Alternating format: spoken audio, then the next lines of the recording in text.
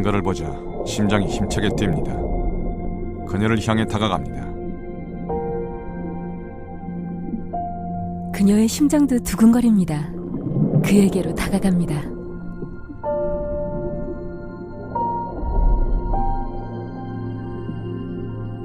사랑은 아주 오래전부터 지속되어 온 강력한 힘입니다. 그 힘에 이끌려 하나가 되고자 하는 사랑의 욕망을 느낍니다.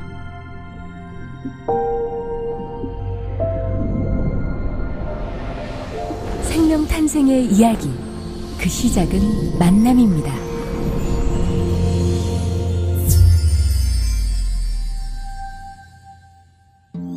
사랑을 통해 만들어진 새로운 생명체. 최초의 생명이 바다에서 잉태됐듯이 인간 또한 어머니의 자궁이라는 따뜻한 바다에서 생명 활동을 시작합니다.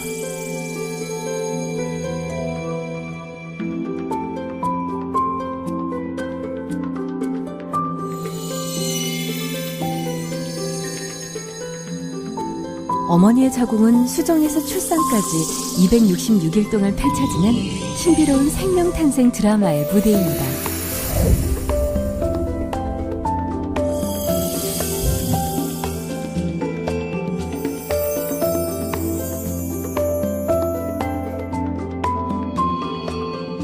모든 드라마에는 시나리오가 있듯이 인간의 탄생 역시 특별한 시나리오에 따라 진행됩니다. 그리고 한 장면 한 장면마다 놀라운 의미가 숨어 있습니다. 15만 년 전부터 계속되어 온 생명의 드라마. 우리는 지금부터 생명의 근원을 찾아가는 아주 특별한 여행을 시작합니다.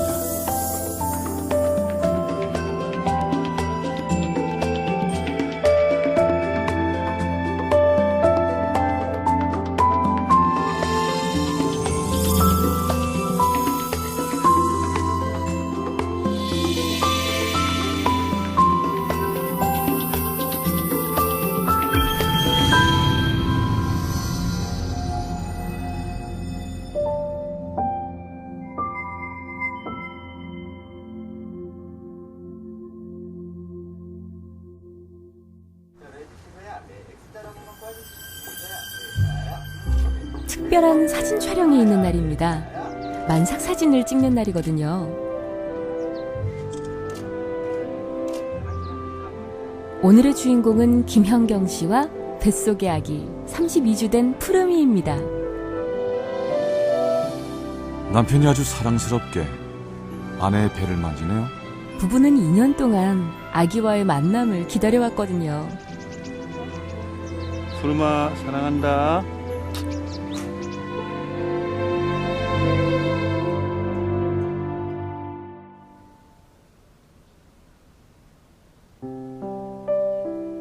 빨간색으로 선명하게 나타난 두 줄.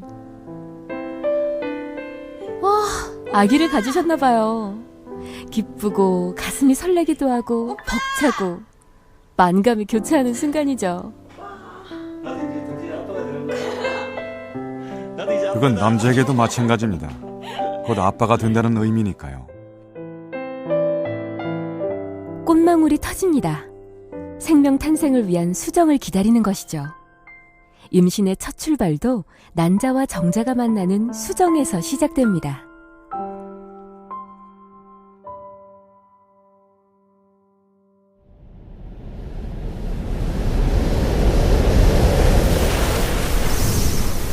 그런데 난자와의 만남을 위해서 정자는 뜻밖에도 아주 힘든 여행을 해야 합니다.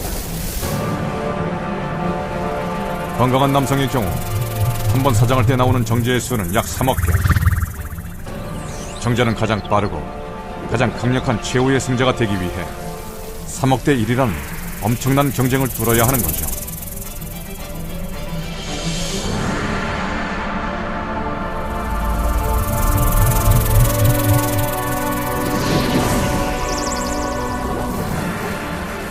벌써 경쟁에서 뒤처지는 정자들이 생겨납니다. 머리가 둘이거나 핵이 없거나 건강하지 못한 녀석들이죠. 그런데 이들 역시 제 나름의 역할이 있습니다. 주인공이 될 만한 한 마리의 정자를 위해 희생하는 일종의 특공대인 셈이죠.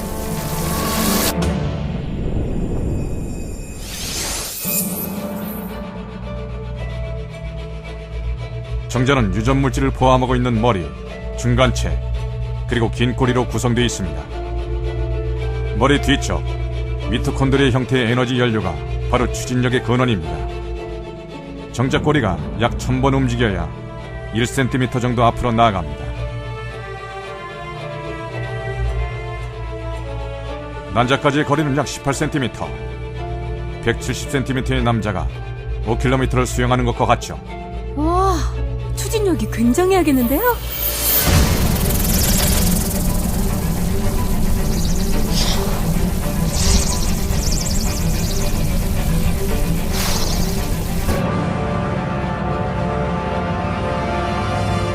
자궁 경부. 이제 정자들은 또 한 번의 어려운 난관을 넘어야 합니다. 자궁 경부가 열리는 것은 배란기 전후 단 며칠 동안. 이때 정자가 이것을 통과하면 임무 수행을 위한 기회를 얻게 되는 거죠.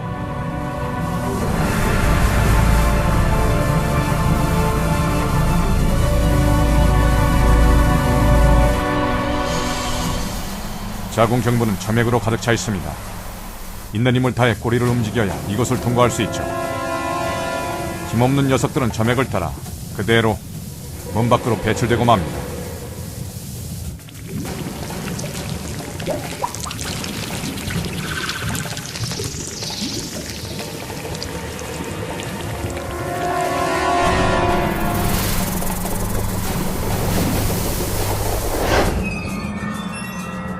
이번에는 강력한 적들이 나타났어요. 무시무시한 백혈구들입니다.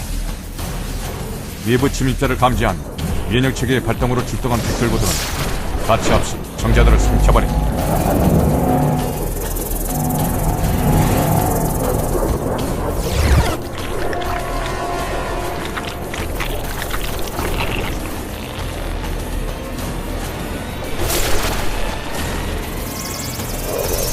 수정이 이루어지는 난관에 팽대부까지 가는 동안 대부분의 정자들은 소멸됩니다. 어머, 이번에는 갈림길이네요? 이쪽이냐 저쪽이냐 순간의 선택이 정자의 운명을 좌우합니다. 이건 실제 나팔관을 촬영한 건데요. 난자는 한쪽 나팔관에서 정자를 기다리거든요. 그러니까 난자가 없는 쪽 나팔관으로 향한 정자들은 불쌍하게도 난자를 만날 수 없는 겁니다.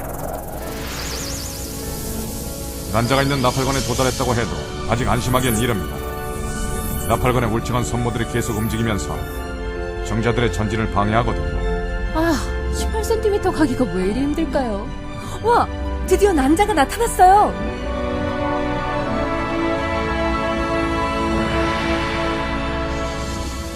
사막마리의 정자 중에서 겨우 500마리 정도가 살아남아 난자 근처까지 갑니다.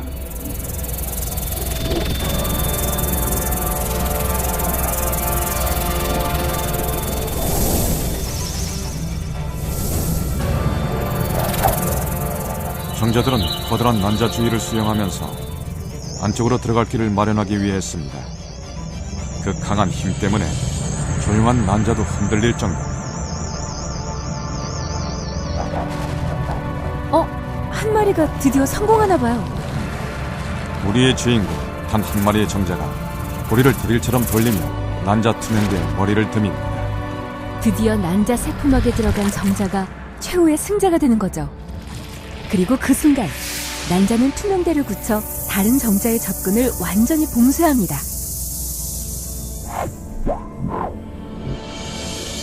정자의 핵과 난자의 핵이 서로 잡아당기듯 융합합니다. 이 순간 유일무이한 유전 정보를 가진 인간의 배아가 새롭게 창조됩니다. 꽃이 피어야 열매가 맺죠? 여자를 꽃에 비유하는 이유도 생명을 잉태하고 키우기 때문일 겁니다.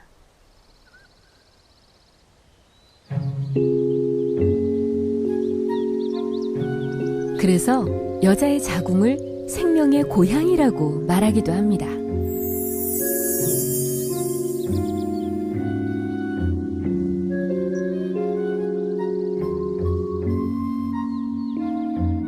임신을 위해서는 복잡한 퍼즐이 완벽하게 맞아야 합니다. 가장 중요한 조각 중 하나는 바로 난자입니다. 여성은 한 달에 한 번, 가임 기간 동안 약 200에서 400개 정도의 난자를 배출하는데요. 그 중에서 몇 개만 수정이 되어 생명이 됩니다. 난자가 배출되는 과정, 즉 배란 과정도 결코 단순하지만은 않습니다. 그리고 그 출발점은 난소가 아니라 바로 뇌입니다. 뇌하수체에서 분비되는 호르몬이 난소에 신호를 보내면 15개에서 20개의 미성숙 난포들이 성장하기 시작합니다. 이 신호에 반응해서 마침내 단 한 개의 난자만 크게 성장하게 되죠. 정자처럼 3억 대 1의 경쟁을 뚫는 건 아니지만 난자도 나름 시험을 거치는군요. 말하자면 배란 전에 오디션을 거쳐 충분히 성숙한 난자를 배출한다. 인체가 고안해낸 고도의 전략인 셈이죠.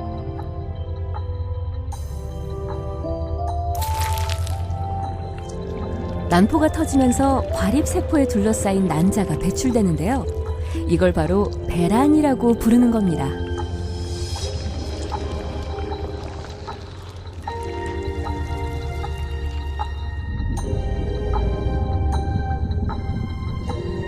배란된 난자는 깔때기 모양의 나팔관으로 천천히 이동합니다. 나팔관에서 이틀 정도 정자를 기다리며 점막을 따라 자궁 쪽으로 서서히 옮겨갑니다.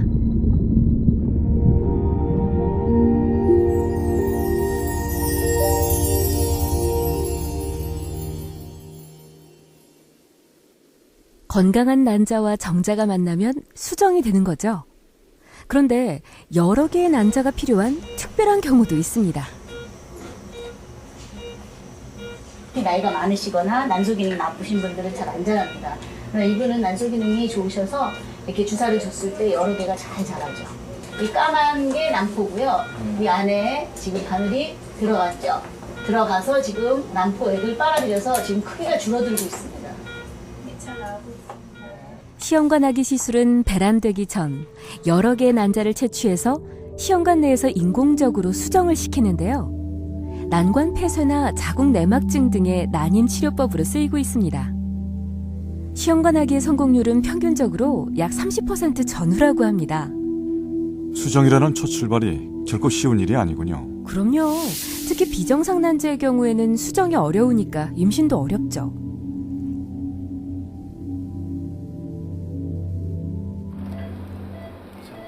그리고 임신의 또 하나 중요한 요소는 바로 자궁의 건강입니다. 실제 자궁의 모습 보신 적 있으세요? 물론 없죠. 이게 자궁 모습인가요? 네, 절 포함해서 아마 대부분 처음 보실 거예요. 자궁 내막종 제거 수술인데요. 자궁 내막증의 가능성이 조금 더 높아 보이네요. 약간 유착도 있고 그래서. 근데 지금 왼쪽 난소에 혹이 생겨 있고 오른쪽 난소에 혹이 생겨 있는 상태라서 만약 이런 상태라고 하면 나팔관이 정상이긴 하지만은 아기는 가질 수가 없습니다.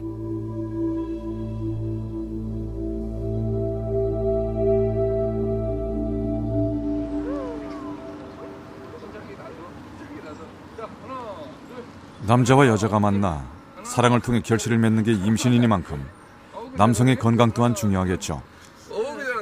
정영호 씨도 둘째 아이를 갖기 위해서 열심히 운동을 하고 있습니다. 멍멍이 봤어? 하나 둘 하나 둘. 특히 체중을 줄이려고 노력 중인데요. 건강한 아기를 갖기 위해서라고 합니다. 아무래도 이제 둘째를 낳을 때 비만인 상태에서 이제 그런 유전자를 주는 것보다는 좀 더 이렇게 살을 더 빼고 몸도 좋은 상태로 해서 좋은 유전자를 물려주고 싶어서 그래서 이렇게 운동을 하게 됐습니다.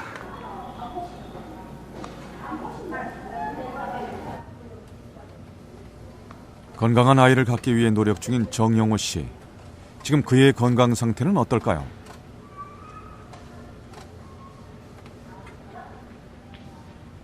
이번엔 또 무슨 검사를 하는 거예요?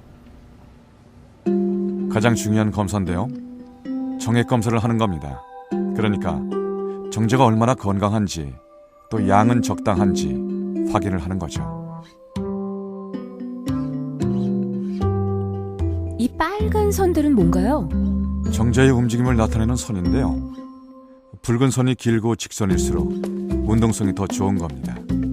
본 모니터에 나타난 것처럼 그 정자의 운동성에서 직진성, 즉 일정한 시간에 앞으로 고르게 나아가는 그러한 패턴과 그리고 정자의 수는 그 WHO에서 권장하고 있는 밀리리터당 2천만 마리 이상의 숫자를 나타내고 있으면 정상적인 범위에 있다고 저희가 판단을 하고 있습니다. 운동성과 양, 형태, 그리고 생존성이 뛰어난 20대 남성의 정자 모습입니다. 이 정자들은 숫자도 적고 힘이 없어요. 아빠들의 음주와 흡연을 많이 하면 정자들이 힘이 없습니다. 정자가 만들어지는 데는 약 70일이 걸리는데요. 건강한 임신을 위해서는 남자들도 3개월 전부터 몸 관리를 해야 한다고 합니다. 정자들이 바빠졌는데요? 네, 난자를 향해 열심히 헤엄치는 중이거든요. 이건 수정 과정을 현미경으로 촬영한 겁니다. 꼭 우주를 보고 있는 것 같아요. 네, 그렇죠. 이 수정을 통해 하나의 생명이 시작되고 인간을 소우주라고 하니까 맞는 말이기도 하죠. 저기 정자 한 마리가 막 난자를 뚫으려고 해요. 난자를 둘러선 과립세포를 뚫고 외벽으로 진입을 시도하는 거죠. 정자는 과립세포의 일부가 없어진 틈새를 찾아서 뚫고 들어가야만 난자 표면까지 접근할 수가 있거든요. 어떻게 보면 참 눈물겹네요. 외벽을 통과하고도 3, 4분 또 열심히 헤엄쳐야 난자의 핵에 도달하고 마지막 승자가 될 수 있습니다.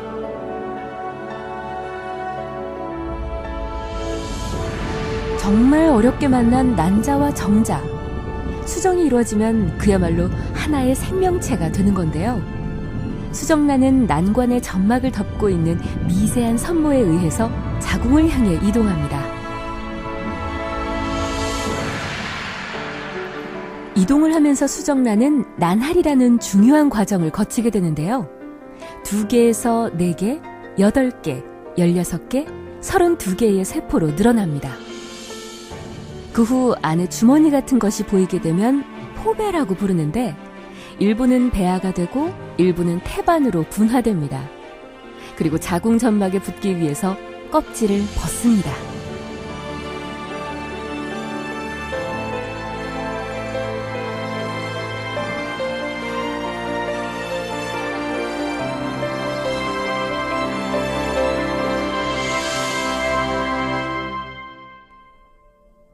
난할을 하면서 수정란은 38주 동안 살집인 자궁에 어떻게 자리를 잡는 걸까요?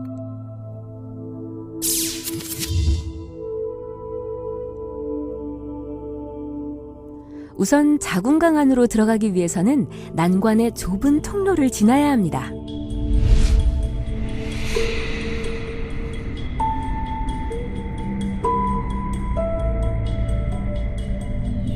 드디어 정착할 장소를 선택했습니다. 놀라운 건 이때부터 태반을 형성한 세포들이 제 역할을 착착 해낸다는 건데요. 영양분과 산소 등을 활발히 교환하기 시작하는 거죠. 지금부터는 더욱 급격한 변화가 일어납니다.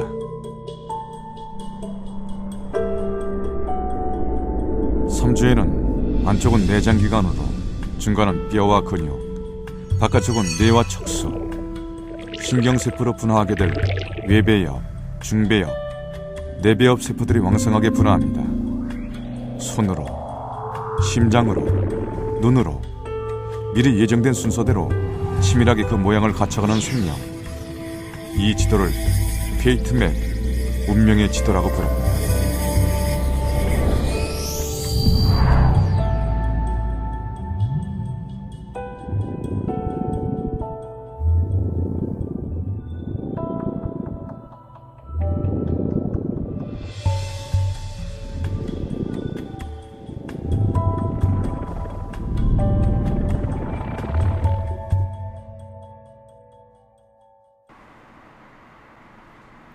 검진을 받기 위해 병원을 찾은 김현경 씨.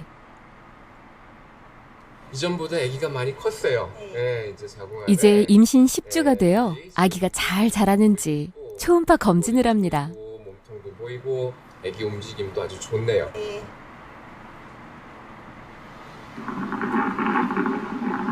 이전에 비해서 심장 뛰는 것도 훨씬 더 건강하게 잘 들리는 것 같네요.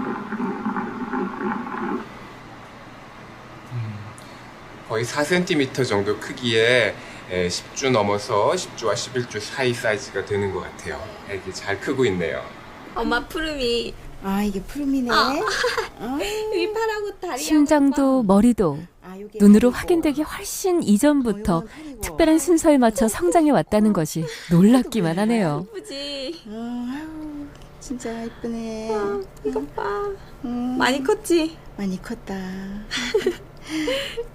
아기가 점점 크면서 장기들을 설명해 주시더라고요. 이게 위고 이게 심장이고 정말 신기했어요. 그런데 뇌도 벌써 두개골로 나뉘어져 있다 하더라고요. 그 작은 몸에 조각조각 장기들이 있다는 게 너무너무 신기했어요. 수정 후 첫 8주의 임신 기간을 배악이라고 부릅니다. 이 기간 동안 아기의 심장과 간, 허파, 장기와 팔다리 등 신체 조직이 만들어지는데 장기의 90% 이상이 만들어지는 아주 중요한 시기입니다.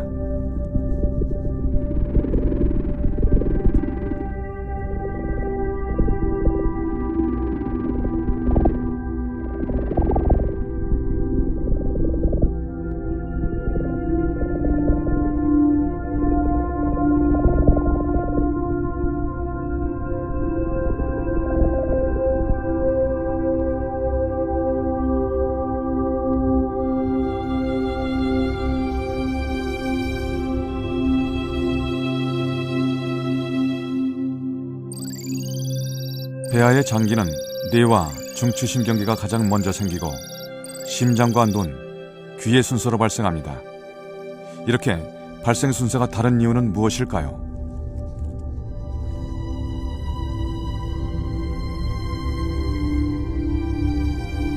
(3주가) 되면 조그만 배아에 핏줄이 보이기 시작합니다. 그리고 관처럼 보이는 심장이 생깁니다. 심장이 뛰기 시작합니다. 뇌가 없으면 심장이 뛸 수가 없죠. 이것이 뇌가 먼저 발생하는 이유 중 하나입니다. 심장이 콩콩 예쁘게 뛰어요. 5주가 되면 심장의 모양이 성인의 것과 유사해지죠.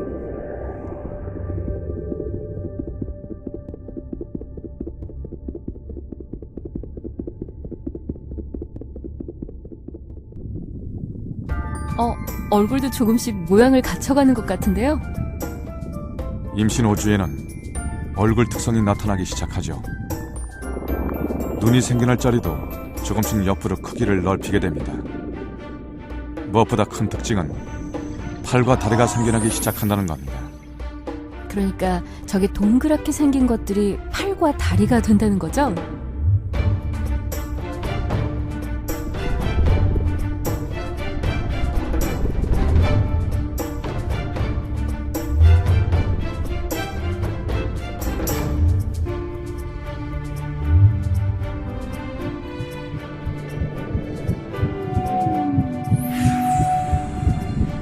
(5주) 때에는 머리가 몸 전체 크기의 절반을 차지합니다. 신경들이 온몸에 퍼져 있죠. 신경관을 둘러싼 세포들이 바로 척수가 되는데, 척수는 운동과 감각신경들이 모두 모여있는 곳이라고 할 수 있습니다. 더욱 놀라운 것은 신경관이 만들어지면서 곧장 1분에 무려 50만 개의 뉴런들이 새로 만들어진다는 겁니다. 하루에 7억 2천만 개나 되는 뉴런들이 만들어지는 거죠.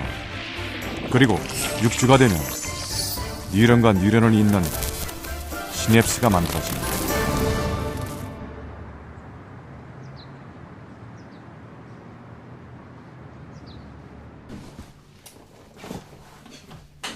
요즘 열심히 엽산제를 챙겨 먹는다는 이은희 씨.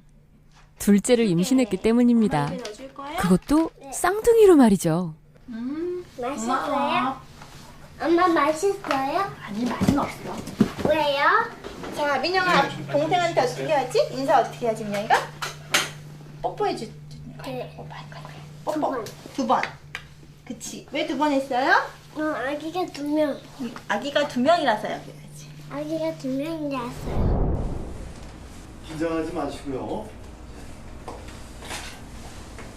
첫 아이를 가지기 전 이은희 씨는 난임으로 마음고생을 했는데요. 냉동배아 이식으로 첫째 아이를 가질 수 있었습니다. 자, 잘 나오고 있습니다. 냉동배아 이식을 위한 첫 번째 단계는 엄마의 난자를 채취하는 겁니다. 아유, 많이 아프셨죠? 끝났죠, 선생님. 네, 다 끝났습니다. 네. 고생 많으셨습니다. 감사합니다.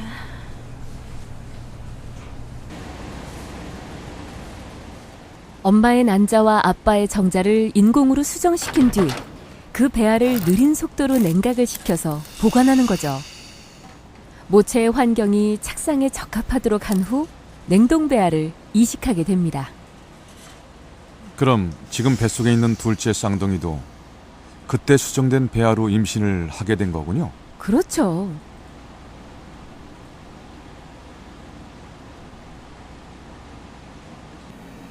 오 년 전에 시험관으로 이제 부만하셨고요. 이제 냉동배아 이식을 올해 9월 3일 날 냉동배아 이식을 해서 이제 쌍둥이 임신이 된 상태죠. 그런데요, 둘째를, 그것도 쌍둥이를 가져서 정말 기쁘지만 요즘 이은희 씨가 힘들어하는 게 있습니다. 바로 입덧인데요. 4살짜리 아들이 있으니 음식을 안 할 수도 없고 할 때마다 음식 냄새 때문에 한바탕 곤욕을 치러야 하는 거죠.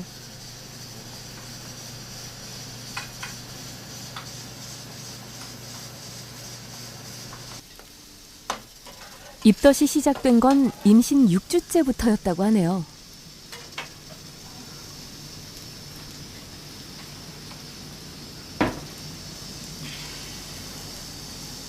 지금 제가 아직 임신 이제 10주 좀 못 돼서요. 아직 입덧이 안 끝났거든요. 그래서 냄새를 맡으면 좀 속이 안 좋아서요. 전자 몸이라면 안 먹겠는데 아이가 있어서 안 할 수도 없고 괴로워요.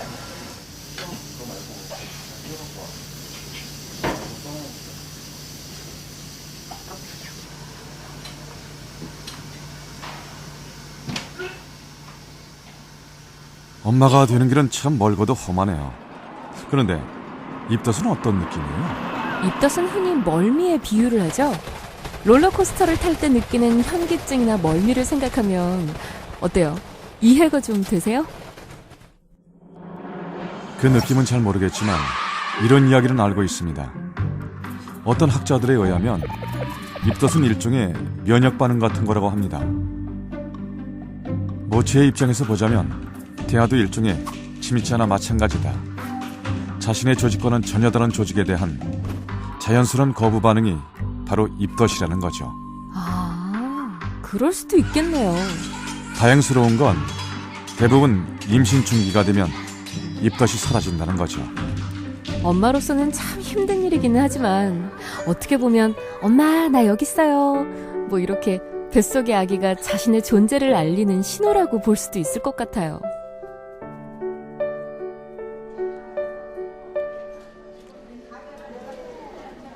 엄마가 되기 위해 넘어야 할 난관들이 이것만은 아닙니다. 오늘은 임신성 당뇨인지를 확인받기 위해 병원을 찾았습니다.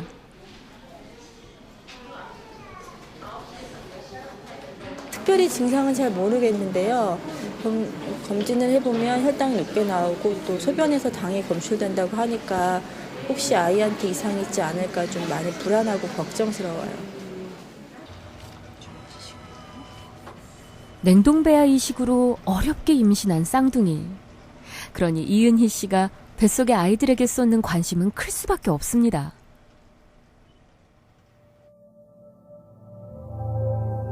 엄마가 임신성 당뇨일 경우 뱃속 태아가 거대아가 될 가능성도 있기 때문이죠.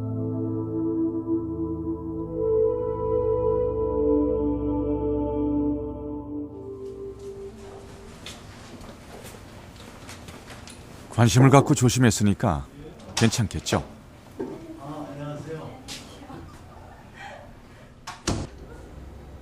그래도 조심조심 해야 하니까 직접 초음파로 확인해 보는 게 낫겠죠? 이거 움직이는 게 지금 심장 뛰는 건가요? 깜빡깜빡하는. 그렇죠.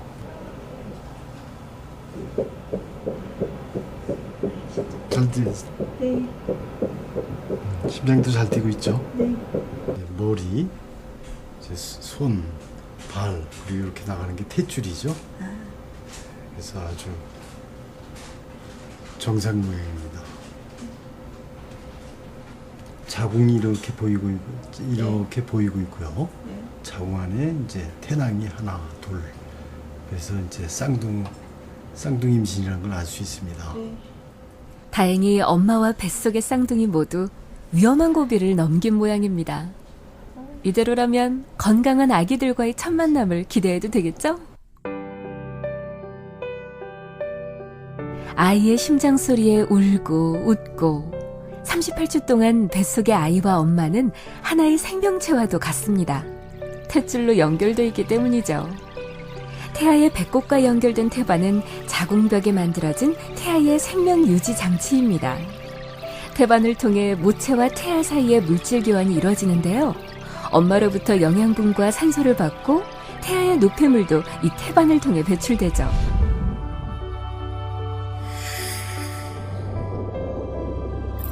태반은 엄마의 자궁에 자리 잡은 아기 생명의 뿌리. 탯줄은 아기라는 꽃을 키워내는 줄기인 셈입니다.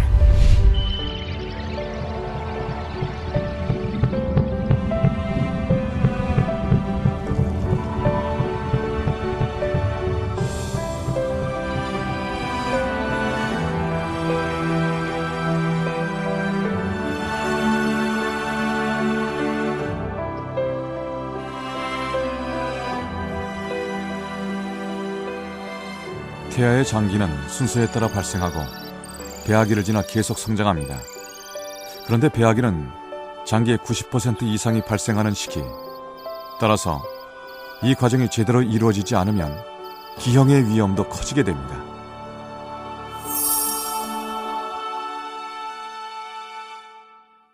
이때는 태아가 앞으로 성인이 돼서 필요한 모든 장기들이 순서대로 만들어지는 시기입니다. 그리고 10주가 지나면 태아기에는 배아기 때 만들어지는 장기들이 단순히 발육만 하는 시기가 되죠. 그렇기 때문에 2주에서 10주 이 사이에 장기가 만들어지는 시기에 아기는 특히 나쁜 환경이라든가 독성물질이라든가 약물들, 이러한 나쁜 환경에 노출돼서는 안 되는 이유가 바로 거기에 있는 것입니다. 임신 6주가 되면 장기의 발달 속도도 빨라집니다. 그런데 특이한 것은 탯줄 속으로 장이 빠져나와 있다는 겁니다. 간이 커다랗게 자리를 잡고 있어서 위와 장이 자랄 공간이 없기 때문이죠. 8주가 되면 장기가 거의 만들어지고 9주부터는 장기가 다시 배 안으로 들어갑니다.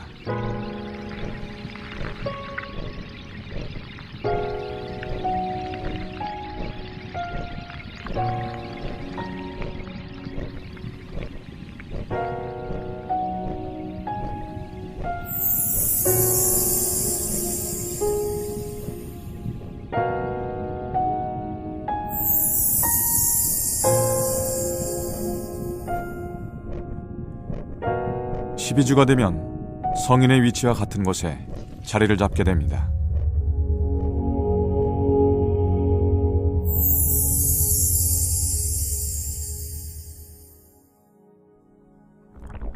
다른 장기와 마찬가지로 얼굴의 발생 시기도 매우 중요합니다. 특히 임신 6주부터 9주까지는 아기의 입천장이 만들어지는 때입니다.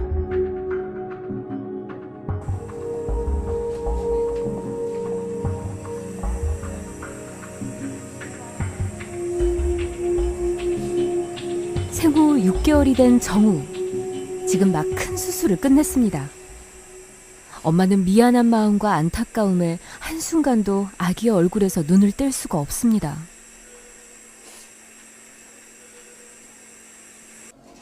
가장 크죠. 내가 왜 그랬을까 싶기도 하고, 저는 변명 아닌 변명으로 몰랐다고, 임신 사실을 몰라서 그랬다라고는 말은 하지만 저한테는 그 죄책감은 어떻게 없어지지가 않더라고요. 지금까지도. 앞으로도 그럴 것 같고. 안타깝게도 정우는 선천적으로 기형을 갖고 태어났습니다.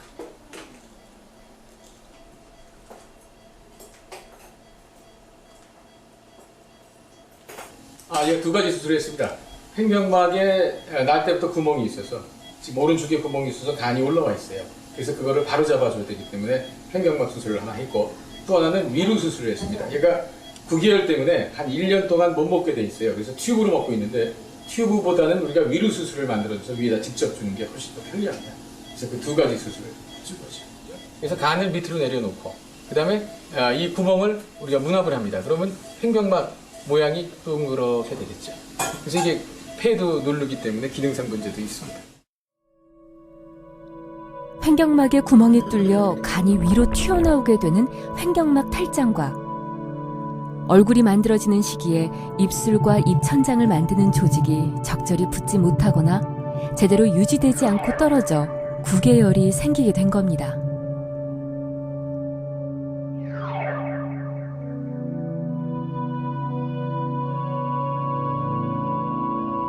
그대로 둘 경우 근육이나 연골, 뼈의 전체적인 변형이 일어나며 나중에는 코와 치아, 위턱의 성장에까지 영향을 미치게 됩니다. 횡격막 탈장과 구개열 수술을 함께 받은 정우. 6개월 아기에겐 결코 쉽지 않은 수술.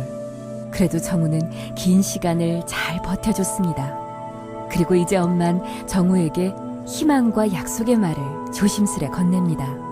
부끄럽지 않은 엄마야.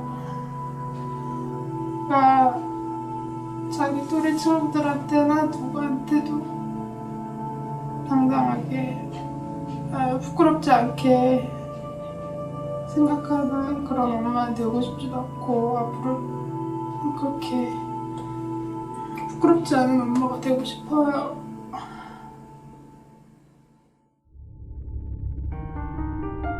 배아기는 기관 형성기라고 합니다.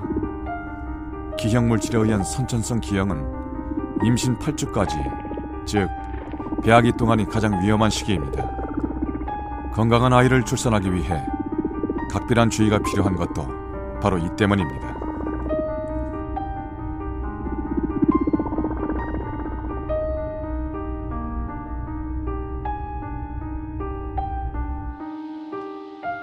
엄마의 자궁 안에서 한 생명이 자라고 있습니다. 이 아이는 임신 8주 된 배아라고 합니다. 실제 배아의 모습인가요? 그럼요. 의학용 내시경으로 촬영한 건데요. 자궁 내 태아의 모습을 직접 관찰할 수 있어요. 이제가 8주가 된 배아인데 심장 뛰는 것도 보이고 손과 발, 눈의 윤곽이 제법 뚜렷이 보이네요. 참 신기합니다. 임신을 한 순간부터 자궁 안에서는 놀랍고 기적 같은 일들이 계속되는 거죠.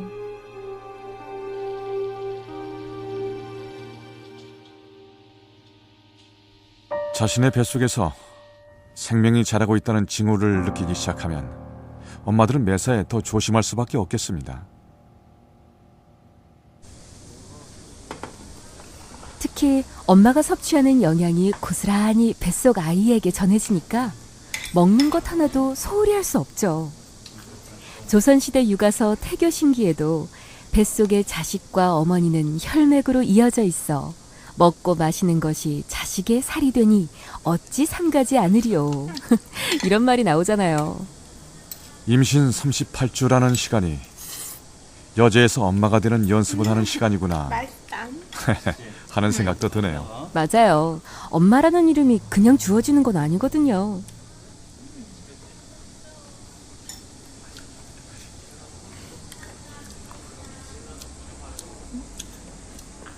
저희 친정아버지께서 항상 전화를 하시거든요. 항상 그냥 딸 이렇게 부르시는데 지금은 푸름이 엄마 이렇게 부르세요. 저희 애기 태명이 푸름이거든요. 그래서 푸르미 엄마 이렇게 부르시는데 엄마라는 호칭을 이제 나도 쓸 수 있는가라고 생각을 하면서, 그리고 가령 음식을 먹을 때도 친구들을 만나면 커피숍에 가잖아요. 커피숍을 가게 되면 커피를 마시게 되는데, 커피를 먹거나 인스턴트 식품을 먹을 때 이걸 먹어서 우리 애기한테 안 좋진 않을까? 애기가 먹으면 좋지 않을 텐데 라는 걱정을 하는 제 모습에 이제 나도 엄마가 되는구나 라고 생각을 하게 돼요. 안녕하세요. 김표기 고객님 되시나요? 안녕하세요. 아이폰 4S 아마 모든 임산부들의 바람은 네, 엄마의 뱃속에서 38주를 다 채우고 아이가 건강하게 태어나는 걸 텐데요. 예정이신지에서 확인차 전화드렸습니다. 예, 오늘 32기가 김세현 씨는 첫째 아이를 임신했을 때 조선의 위기를 가까스로 넘긴 적이 있다고 합니다. 3번의 유산을 경험하고 어렵게 임신에 성공한 김세현 씨. 매일매일 아이와 건강하게 만날 날을 기다리고 있었습니다. 그런데 임신 25주쯤의 어느 날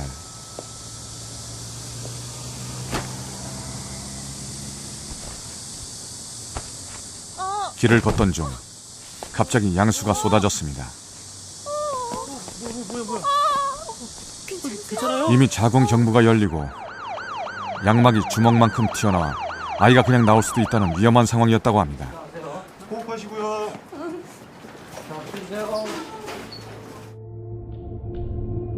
문제는 자궁 경관 무력증. 출산 전까지 굳게 닫혀 있어야 할 자궁문이 임신 중반기에 갑자기 열리면서 양수와 함께 태아가 배출되는 겁니다. 미숙아로 태어나거나 불행한 경우 아이를 잃을 수도 있습니다. 아이는 건강하게 잘 자라고 있겠죠? 그럼요. 출산은 힘들었지만 지금은 씩씩하게 아주 잘 자라고 있죠. 자, 보세요. 이게 뭐야? 어머나, 슬찬이 정말 귀엽다. 이렇게 예쁜 아기가 엄마 뱃속에서 힘든 고비를 넘겼네요. 아이도 아이지만 엄마 마음이 어땠을까? 상상만 해도 가슴이 아파요. 손이 어때? 수찬이 손. 일단은 지키고 싶죠. 수찬이가 먹은 맘마를 콩으로 나왔어요. 엄마니까. 지금 아이가 나오면 절대 안 된다는 사실은 본능적으로 아는 거예요. 일단 지킨다. 그 표현이 가장 좋은 것 같아요. 참담하죠. 2년 전에 임신이 정상적으로 유지되다가 임신 25주에 특별한 증상 없이 갑자기 자궁 경부가 열리고 양막이 흘러내려와서 저희 병원으로 응급으로 병원에 왔어요. 김세현 씨가 다시 수술대에 올랐습니다. 이번에는 임신 13주 차인 둘째 아이를 위해서입니다.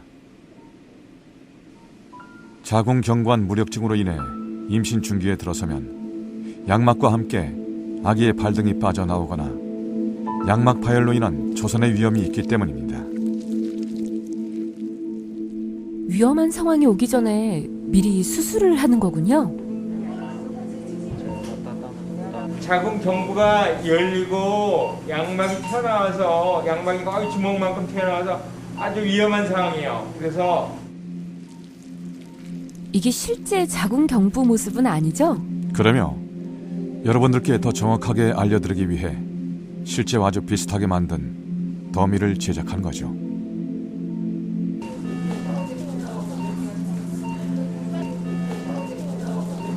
자궁 경부면 아기가 나오는 길인데 어떻게 수술하나 그것도 참 궁금해요. 쉽게 설명하면 느슨해진 자궁 경부를 단단하게 다시 묶어주는 수술입니다. 혹시 아기가 위험할 수도 있지 않나요? 그러니까 아기가 들어있는 양막을 건드리지 않고 자궁 경관을 잘 묶는 것이 바로 이 수술의 관건이죠.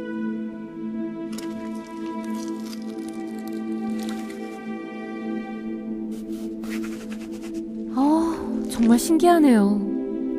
이렇게 단단하게 입구가 닫혀지면 아이도 안전하고 편안하게 잘 있다가 나올 수 있겠어요.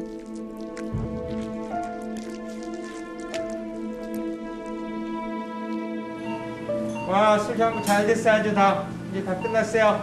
감사합니다. 네. 지난번에는 수술할 때, 그 응급수술할 때 자궁 경부가 열리고 양막이 튀어나와가지고 위험했었는데, 이번에는 양막 그렇게 튀어나온 거 그런 거 없어요. 저 위쪽에 있어서 아주 안전하게 수술 잘 됐어요. 수술 후 김세현 씨가 다시 병원을 찾았습니다. 심박수라든가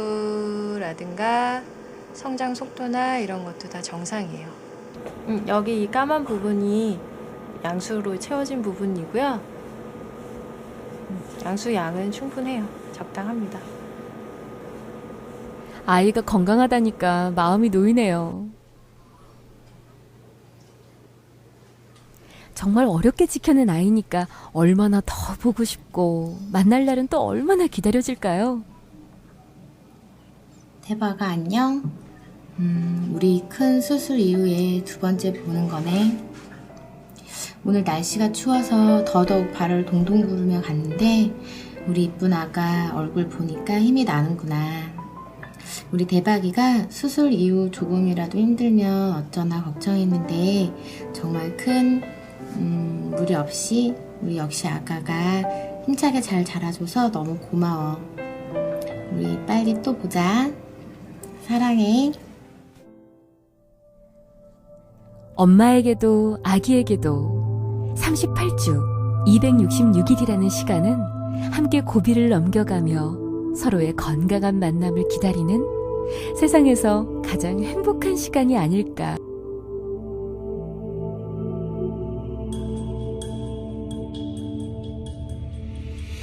무사히 8주를 보내면 배아는 작은 사람의 외형을 갖추게 됩니다. 머리가 크게 자라고 팔과 다리, 손가락의 모습도 확인할 수 있습니다. 몸 길이도 3cm 정도 자랐습니다.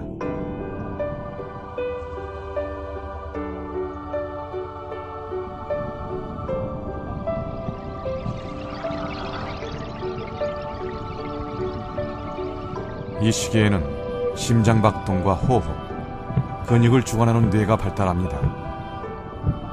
아직까지 관절이 다 만들어지지 않아 몸 전체를 움직이는 큰 운동만 관찰되지만 장기 형성은 거의 끝난 상태입니다. 다만 머리의 두개골은 아직 완성되지 않았는데 뇌가 더 자랄 수 있도록 공간이 필요하기 때문입니다. 자궁, 아기의 궁전. 엄마가 마련한 따뜻하고 성스런 궁전에서 아기는 기적같이 엄마와 만났습니다. 그리고 예정된 길을 따라 아기는 무럭무럭 자라납니다. 이 기적은 10달 동안 계속될 것입니다. 이 궁전을 지키는 엄마의 사랑은 끝이 없으니까요. 지금 힘을 잘 주셔야 진짜 이가 나와. 힘을 잘